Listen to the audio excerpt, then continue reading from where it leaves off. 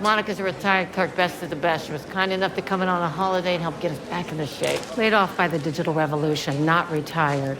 And how's all this digital shit working out for you now? Well, it's okay. Exactly. All right, then. Who's handling the charts and the orders? That's us right here. How long have you been clerks? Just today. We're medical assistants.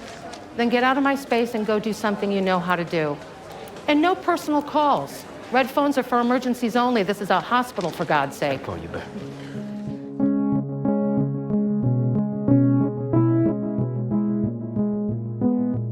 Welcome to the Pitt podcast, the official companion to the Pitt on HBO Max. I'm Dr. Alok, Patel, and I am stoked to get into this episode. And I'm Hunter Harris. It's 3 o'clock in the Pitt this week. It's episode 9, and we get to hear from Shawn Hatosy, who plays Dr. Abbott, who also directed this episode, and hear from Cynthia Adarkwa, who wrote on this episode.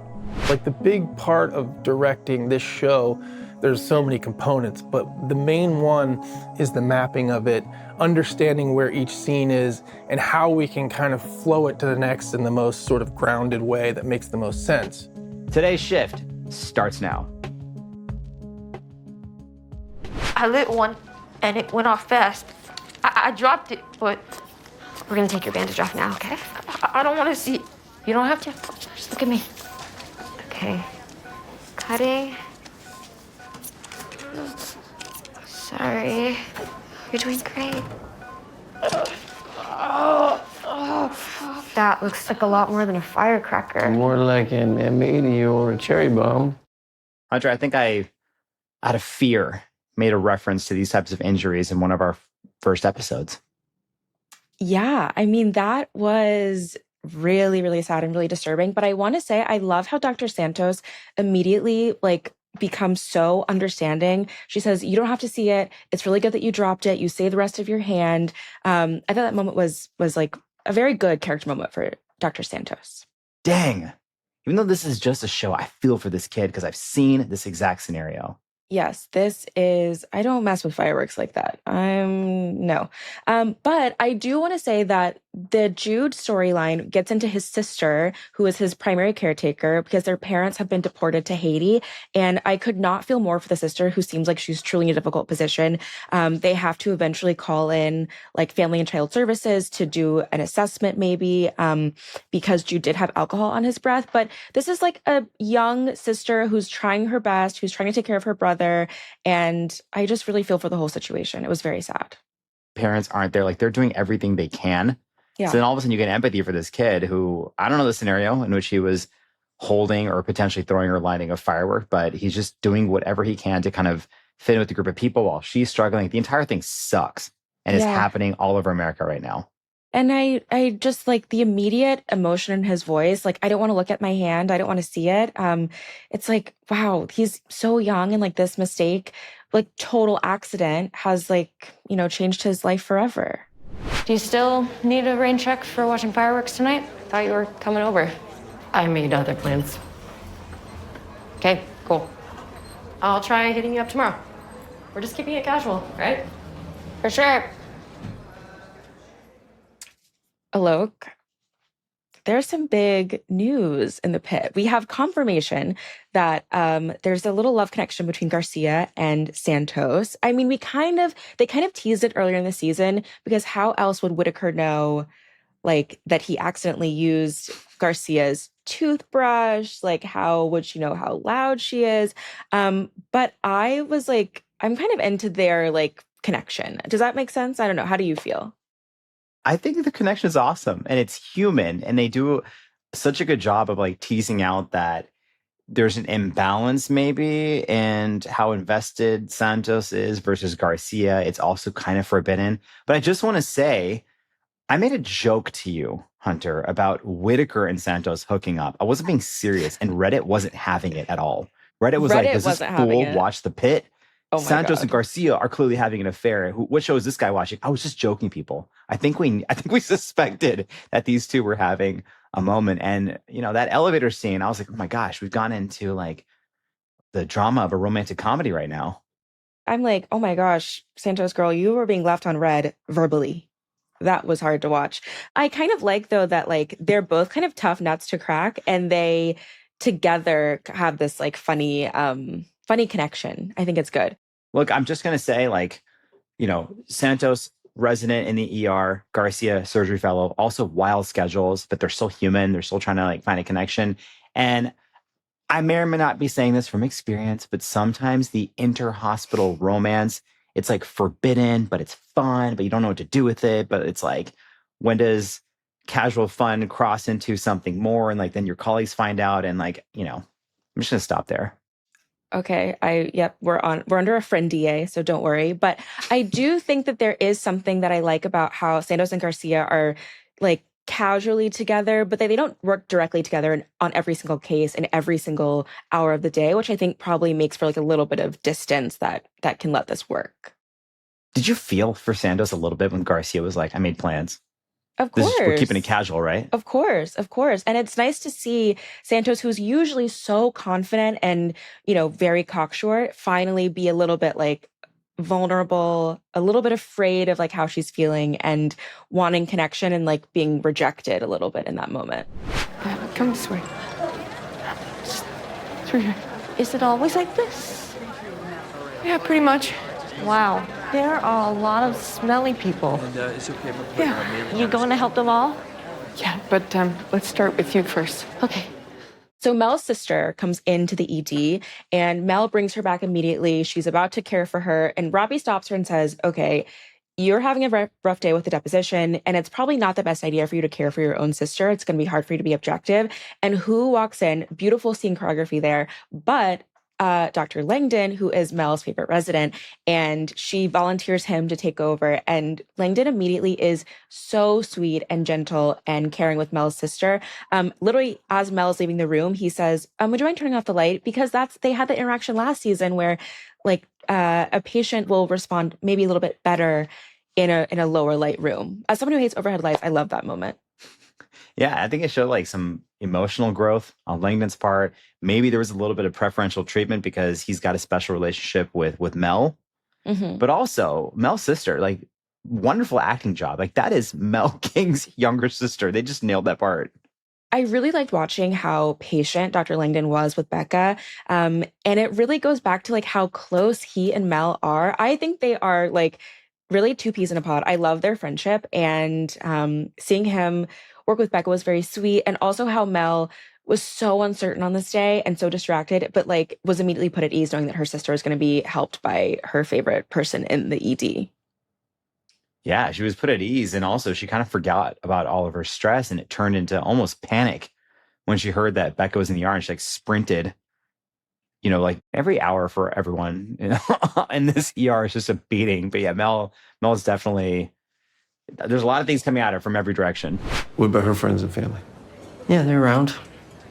Supporting her? Yeah, I think they try to, but mostly she's just leaning on me. I'm sure she's really grateful for everything that you do. But it's important to have boundaries. Yeah. Hey, you want to do me a favor? Yeah? You want to house sit for me while I'm gone? I like this moment where Dr. Robby kind of like looks forward, pauses, like gives him that look like, bro, are you hitting that? Like, what's happening? And Whitaker is like too sweet and innocent. He's like, well, she has no one else to help her. And I grew up on a farm. And, I feel very close to like the situation because I was overseeing her husband's care. And while I empathize, it seems like a bad situation to get involved in. But what do you think of Dr. Robby offering Whitaker a spot, like a bachelor pad? I love that he says no smoking, no parties. And it's like you ride your motorcycle without a helmet on. I can't tell what percentage is him truly looking after Whitaker and being like, hey, I know you were struggling with money. Like, here is a way to help you out and take care of the situation. But also like trying to rein in whatever he thinks might be happening. I don't actually know. But obviously, like, Amy is coming to Dr. Robby's house. I'm just going to tell everyone that now. Like, Amy 100% is crashing at that house. Like, she's bringing the goats. I don't know what's happening, but a party will be thrown.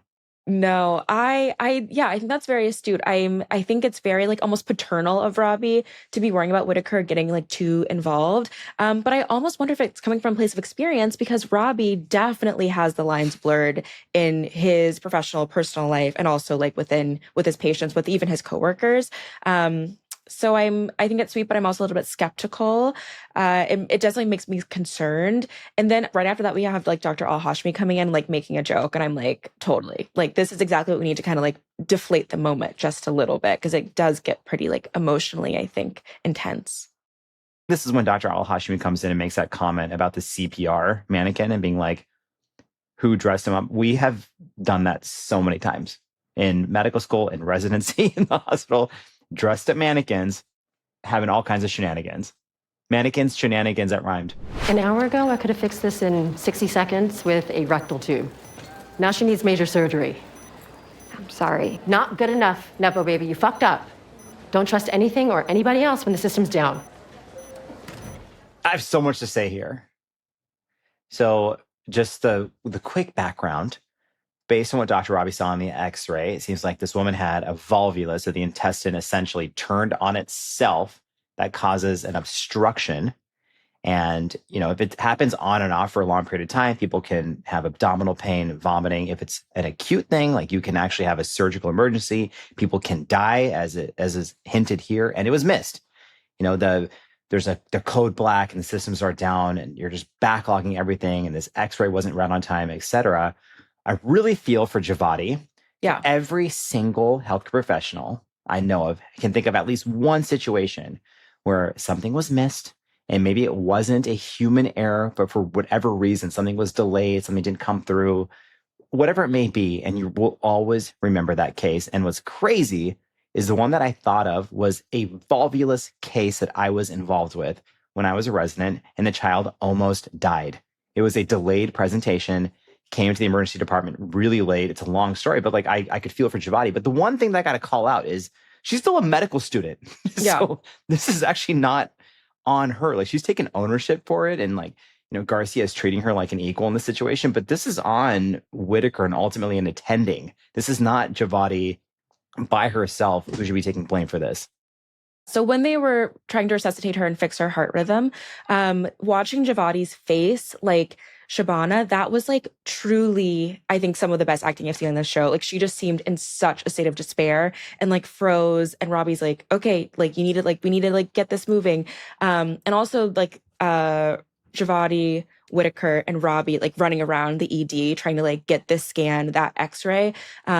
It's just like one of those things that I really empathize on a day like this when you don't even know like if you're supposed to put your own patients on the board, where the forms are, where the clipboard is. I was like, geez, everything. It's a real like humbling moment for Javadi, who has really been like, you know, kind of it girl, like really like the baby genius of the ED who's like has made this big mistake.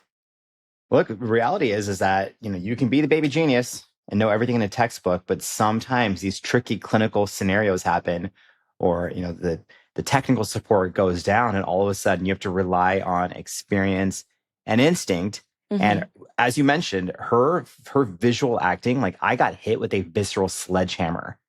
I know exactly what it's like when you're like worried about a patient because you're like, oh my gosh, did we do this right? Did we miss something? And when you find out the patient's okay, or you find out that things are going to be cool, you're like, oh my gosh, like the weight has been lifted. But sometimes it doesn't go that way. That is the harsh reality. And you know, Garcia is now explaining to her, like, this is a big deal. Like, they could have initially used a little tube that goes up the rectum, straighten out the intestine. Now they potentially have to do major surgery, take out part of the intestine. Big deal. Big learning moment for young Javadi that she will never forget. I don't like that Garcia called her Nepo baby, because we know that she's smart. We know that she's really good at what she does, but she is just, like, young. Hunter, of all the scenarios we've talked through in previous episodes, one that I am curious to hear about real world experiences and just to listen to people is the situation with Amaya. This woman who's got this history of PCOS, polycystic ovarian syndrome, who winds up having ovarian torsion. So one of her ovaries has turned, threatening the blood supply. She's in a lot of pain.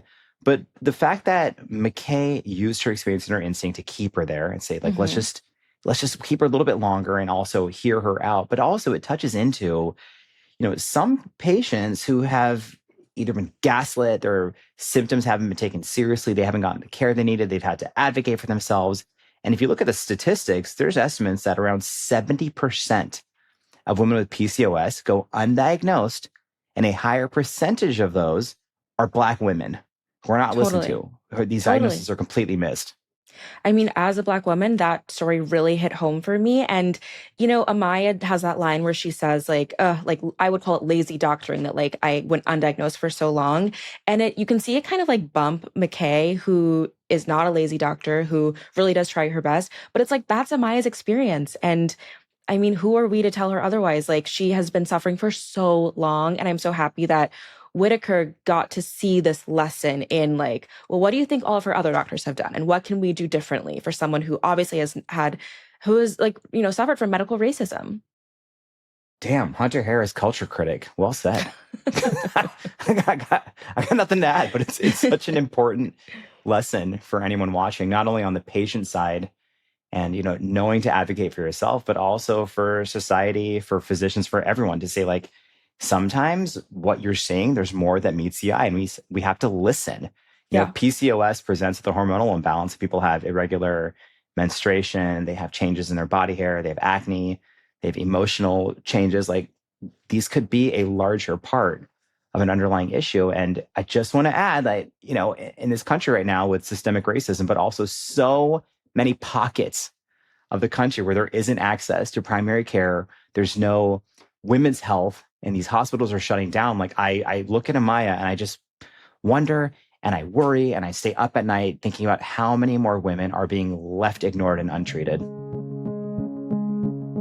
Hunter, I want to get a beer with Dr. Abbott. I feel like there's stories. I feel like there's a vibe. I feel like there might be some like trauma, male bonding that can happen. I don't know. Totally. I feel like there's, aside from male bonding, there's like an interesting duality between badass SWAT medic and then someone who might be holding back something. I don't know. But you also are a fan of Shawn Hatosy. We all are. I am. I think Dr. Abbott is so funny and so like very, very quippy, very pithy. I'm into it. So it's only fitting that we talk to Shawn, who directed this episode, and Cynthia Adarkwa, a writer who worked closely with him. Let's get into it. Cynthia, Shawn, thanks so much for being here. Hunter and I could talk about this show and all the emotional complexity with the cool medical jargon and terminology all day long. So this is going to be exciting. We learn that Dr. Abbott is kind of badass. We learn that he's a SWAT medic, and a bullet grazed him while he was saving his colleague's life. I mean, like, all-star moment. Yeah. So Dr. Abbott, he's kind of an adrenaline junkie. He's got this bravado, but then that's balanced with his sincere compassion. I just wanted to ask you, what's really driving Dr. Abbott? What's his motivation? Well, I don't think he sleeps very well. I think he hates to be alone. Part of it is that. Coming off of last season, we see them up on the roof together, and I think Abbott's idea of what his purpose is crystallizes in that moment. We're the bees that protect the hive. He finds comfort through the mass casualty event because he knows his purpose. And as we go into the end of the finale, he sort of presents this idea to Robby that, this stuff has a heavy toll on us, and I've been working on myself, and maybe you should too. So as we go into this season and we meet Abbott as a SWAT medic, he kind of says, my therapist says I need a hobby and I suck at golf. So I think he's in his mind, he's working on himself, but in reality, he's chasing the same kind of dangerous path that Robby is. Like, he thinks he's doing this great work for himself, but in the end, he's still dodging bullets. I mean, how different is that from Robby going off on a motorcycle without a helmet? Cynthia, I want to know about the writing for this episode. And can you talk to me particularly about Jude and his older sister and sort of telling their story? Absolutely. Yeah, that story is so important. I think, there's a lot happening in America right now, and we just wanted to kind of reflect that in this episode. All walks of life come into the ER. So obviously it's July 4th. We have this firework accident.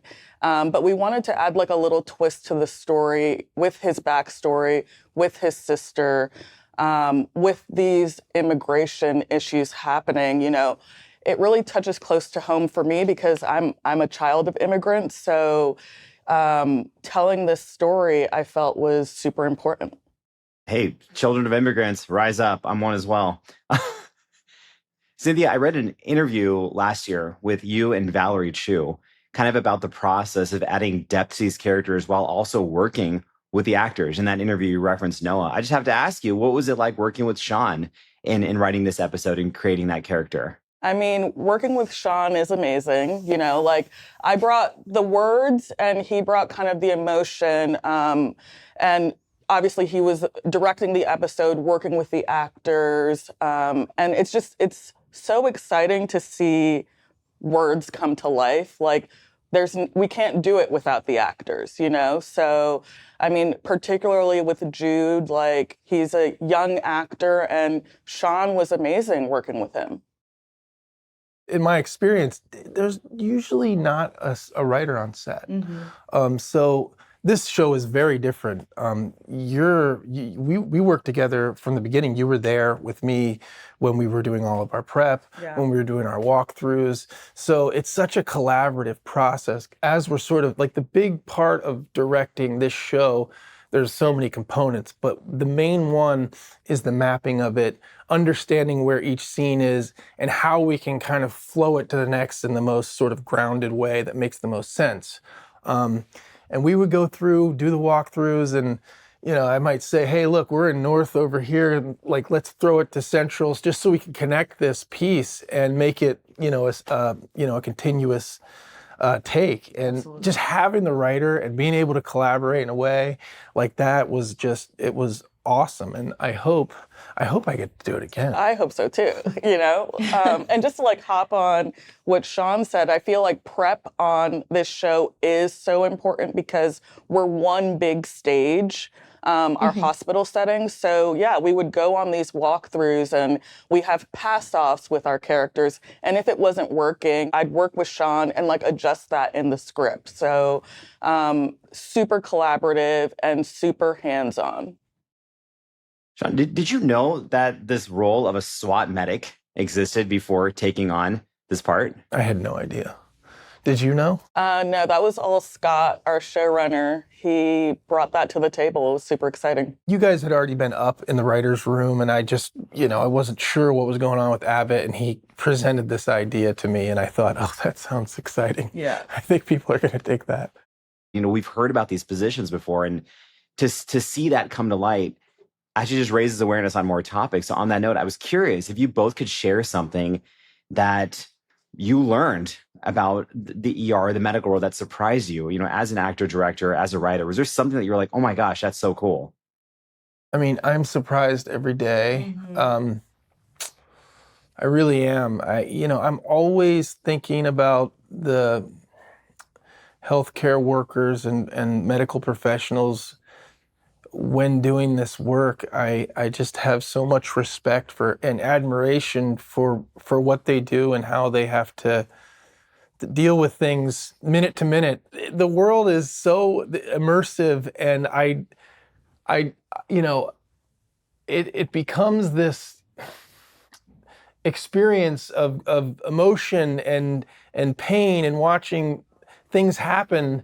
And some of these people just they just go through it. And I don't know, that to me is the most, like, when I first read the role of Abbott, I thought about this experience where I was at a basketball game and one of the referees fell down, collapsed on the court, and he was going through some kind of cardiac event, and everybody was freaking out. The children were like moved away, and we were calling 911, and somebody was nobody knew what to do. And then the paramedics came in, and it was like they were just calmly walking over, and they just saved the guy. And it was nothing, and they weren't, I don't know, that surprised me the most, that the training just kicks in and it's nothing. And I always thought that was Abbott when I think about the work, and I'm always thinking about these guys when I'm doing it. We talked a little bit about how Abbott and Robby are like foils of each other, but Cynthia, can you tell us a little bit more about how you think about these characters as mirrors, as foils, and what they have in common, but what sets them apart? Yeah, I love the dynamic between Robby and Abbott. I think what it's exciting because they're equals. So there's only really one person that can step to Robby, and it's Abbott. We had a scene in 209, this episode, that like literally gave me chills watching Noah and Shawn do, because these are two equals talking to each other about their mental health, and like Robby's trip.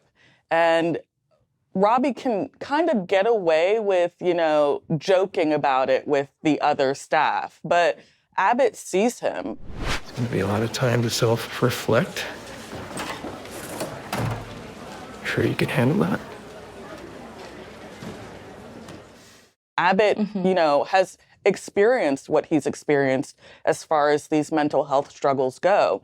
So this is kind of the first time that we're like poking the bear, and it's really kind of the first time that we're seeing that this trip that Robby's been talking about isn't like the golden rainbow trip that we thought it would be. It may be a little bit more dangerous than we expected.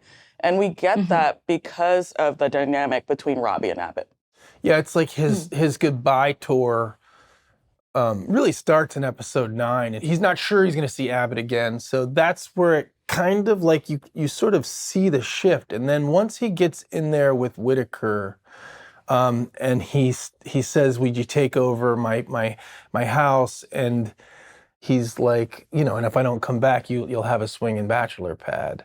And Whitaker's like, it's the first kind of like just hint of it. And I know we played with it a couple of ways on the day. And is that a joke? Is that your tough exterior wall coming down a little bit? Or so, and it's the beginning of that sort of story and what we're going to see from Robby and his decision to drive off into the sunset. Cynthia, Shawn, I've heard a lot of references to the production of the show and theater and a stage and long takes and kind of the difference between what happens on that show versus another TV show. Can you speak a little bit more to that? I think that's fascinating. Well, I've noticed that a lot of the cast has a pretty strong theater background or training. And I think that's by design. I think that was a decision. Because it is, even as a director, it is very rare to shoot a television show in order. So that's one thing that's amazing. But yes, the amount of, some of the scenes can be 5 pages, and we sometimes we'll put 2 scenes together. So you could be doing 8 pages of work, which is like a play. And our resets are not lighting resets. We reset props, we reset blood, bandages, and things like that. But it moves so fast. It is a lot like a play, and it requires a certain kind of focus and training. For me as Abbott, like I find that on other characters, when you're just relying on emotional dialogue or things of that nature, I can kind of know it and then just come in and sort of find it. But with this, you really have to understand exactly what you're saying, or at least be able to fake it like you know what you're saying. With theater, you're doing a big rehearsal process. You have all the time to spend to get it right, and we do that on this show. Yeah, I feel like obviously our stage is one set, so I think that speaks to the theater aspect, and the fluid motion of the camera, which was designed by our DP, JoJo. She's amazing. Our camera ops are amazing. They're constantly following the action.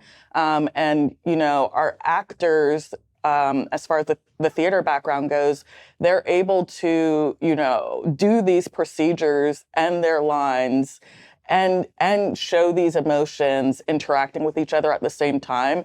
It takes big chops, it's not easy work. And I, as a writer, sitting back and watching it, I commend all of them. I think our cast is phenomenal. And they really do help bring this hospital to life.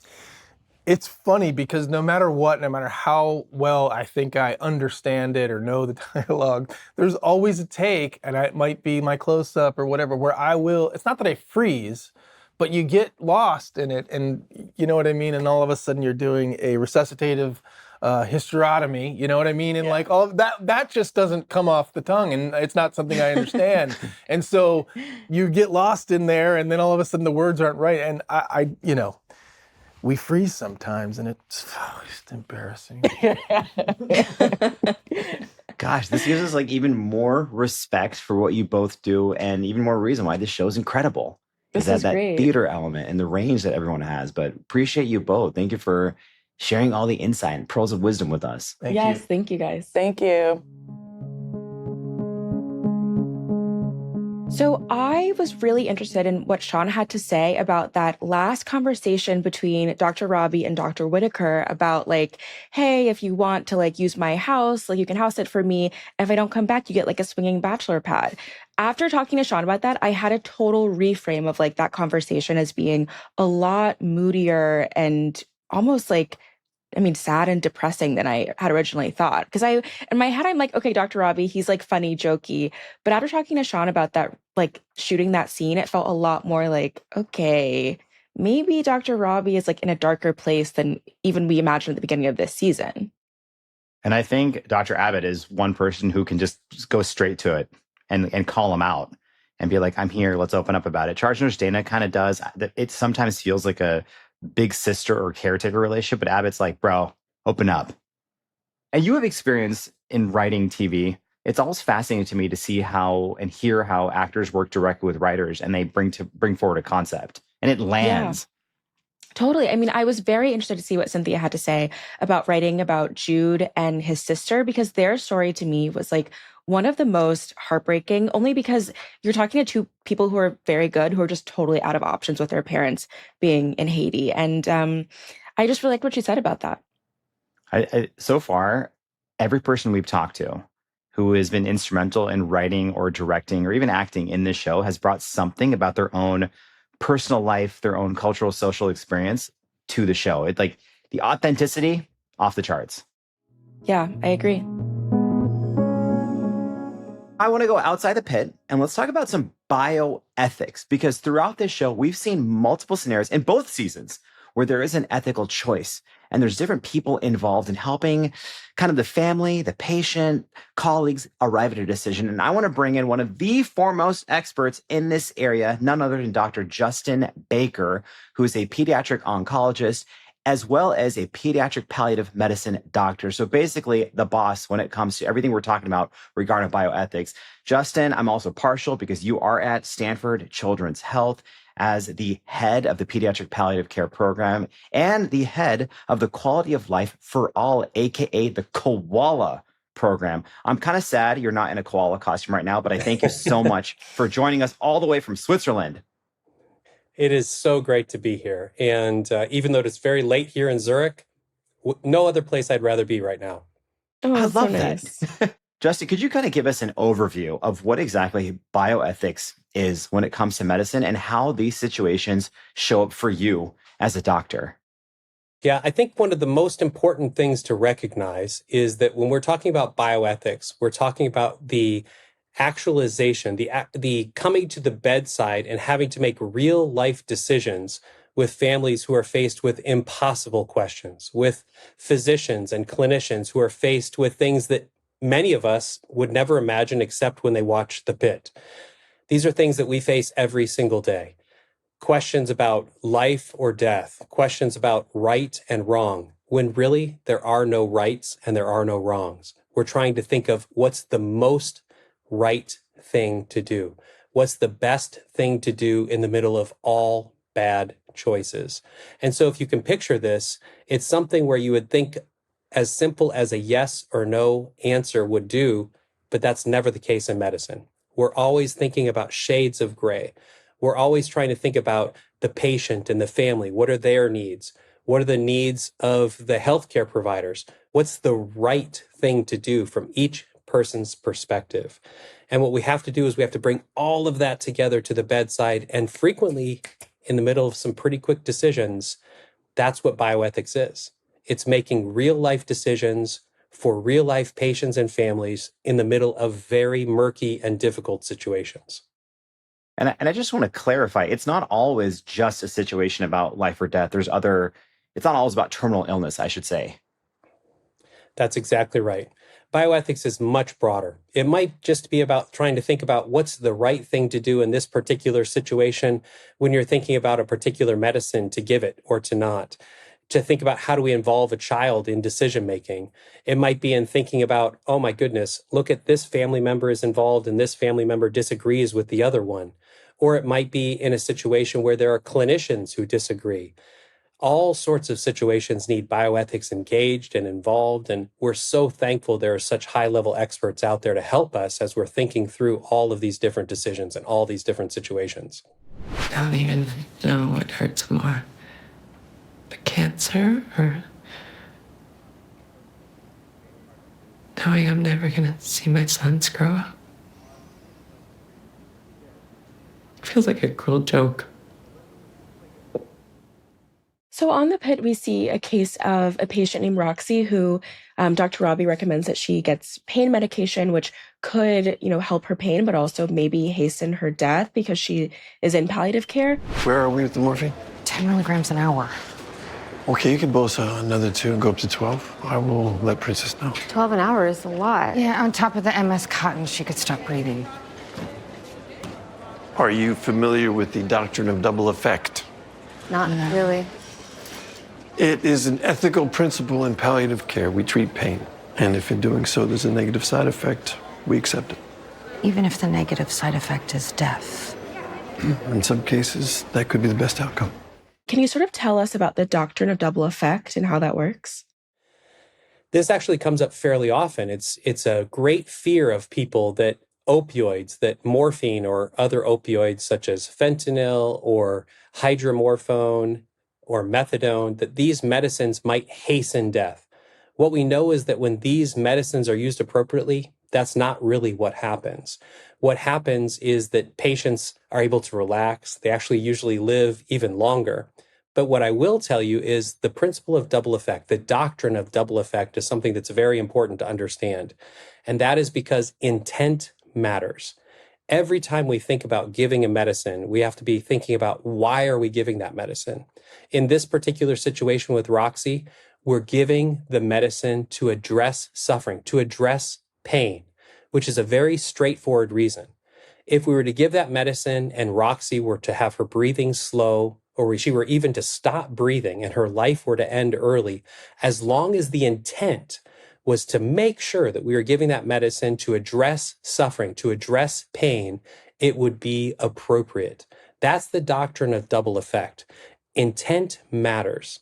And the reality is, again, when we use opioids, this is not usually the case. We're not really generally struggling with, if we give the right medicine to treat pain, that somebody might die by it.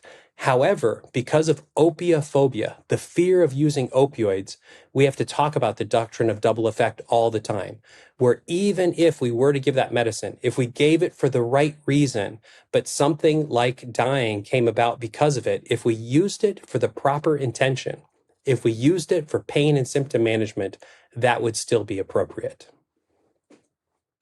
Opiophobia. Okay, I've learned something new today. That's very interesting.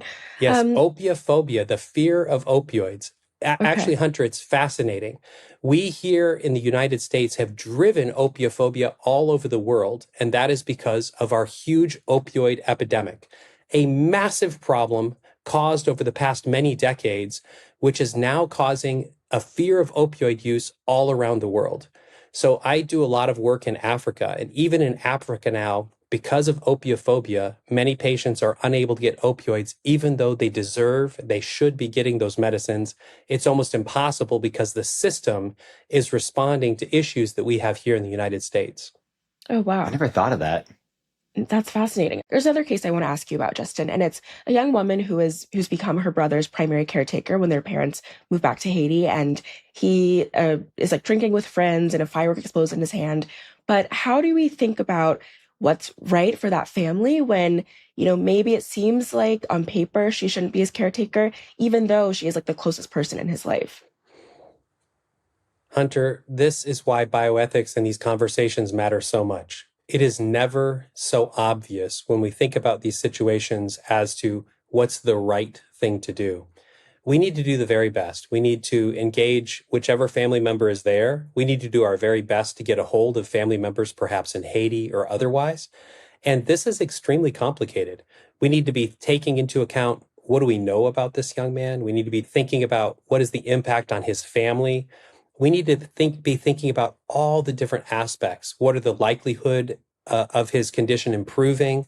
What is the likelihood of deterioration? What is the impact on all aspects of his life? When we think about caring for patients from Haiti, or as I mentioned earlier, from sub-Saharan Africa, it's also common that the decision-making locus, meaning the way that we make decisions in the United States, is very autonomy-driven, very person-centered. That is very different than many other cultures around the world. Many other cultures, it's really a communal decision. It's a familial decision. And that is so difficult for us as clinicians. We so frequently take our United States autonomy-based mindset and try to apply it to almost every situation. And unfortunately, sometimes that actually causes additional suffering, additional complications for patients and families.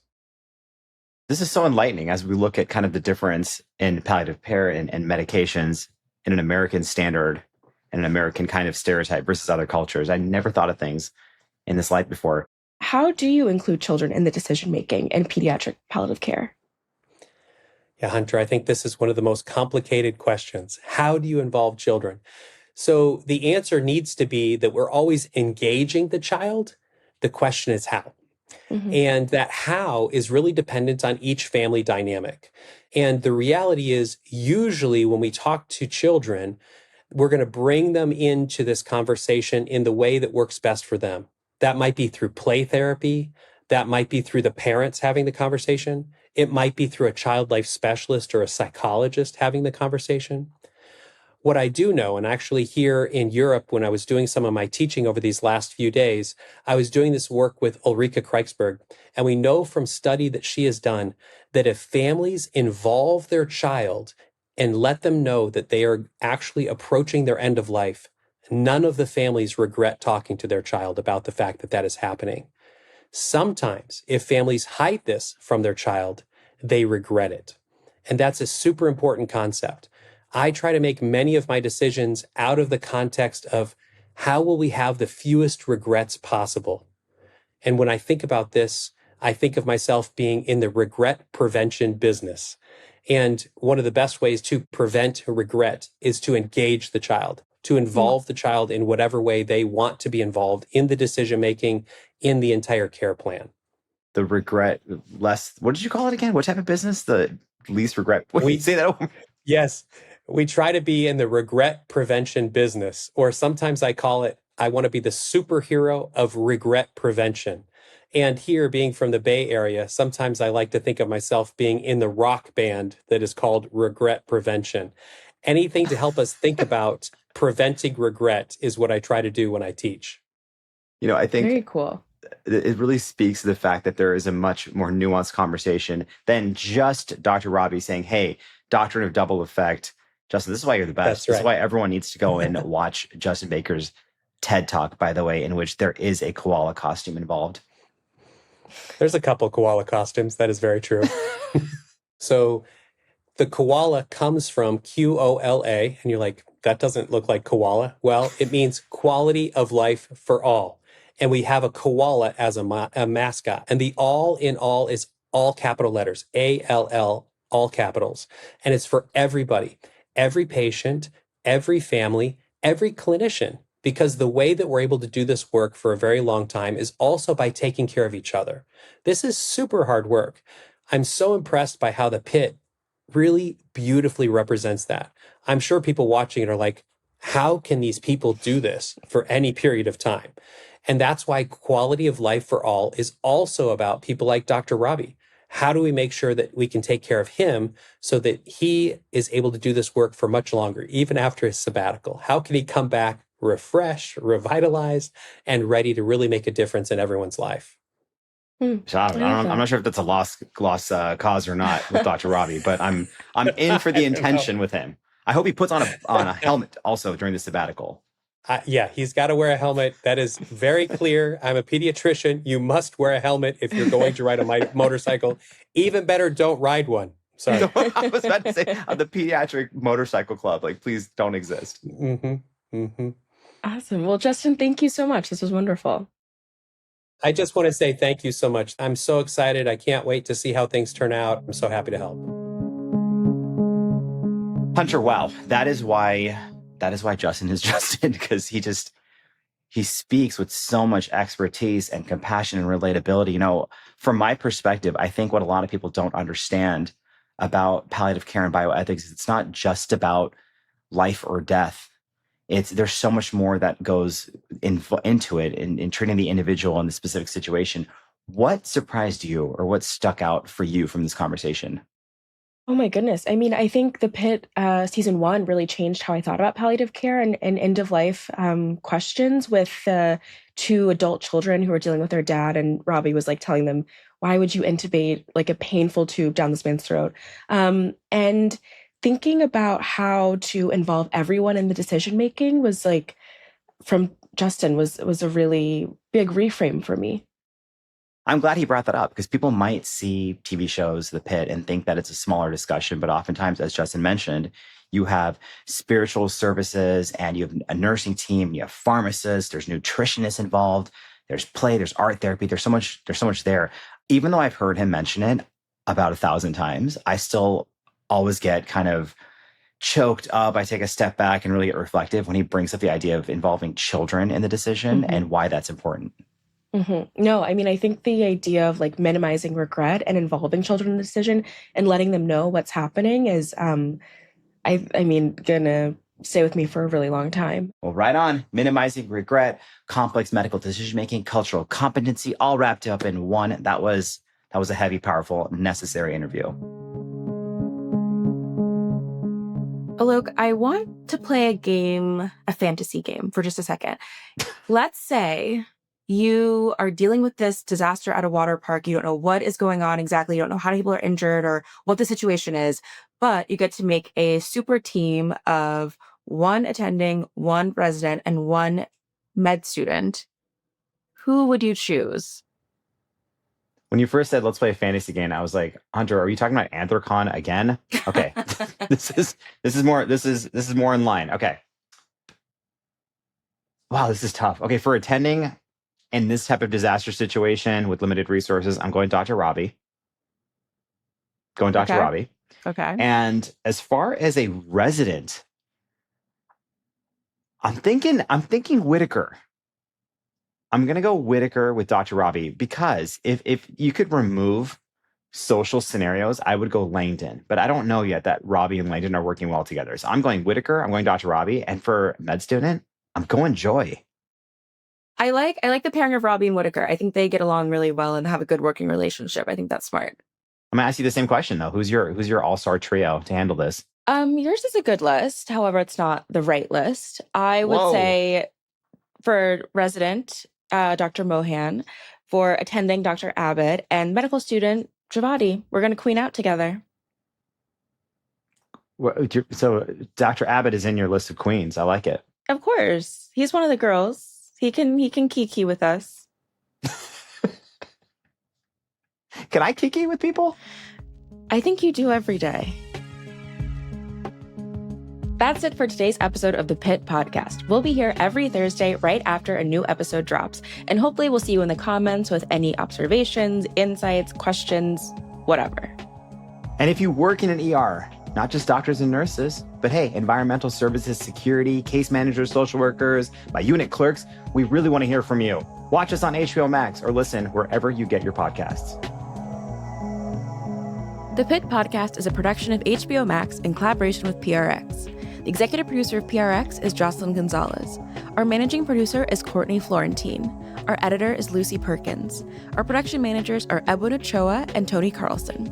Our video producer and editor is Anthony Q. Artis, with assistant editor Damon Durrell Hinson. This show is engineered by Tommy Bazarian. Special thanks to Joe Carlino. The executive producer of HBO Podcasts is Michael Gluckstadt. The senior producer is Allison Cohen-Sirokach, and the associate producer is Aaron Kelly. Technical director is Insung Kwang. I'm Alok Patel. And I'm Hunter Harris. We'll see you next week in the Pit.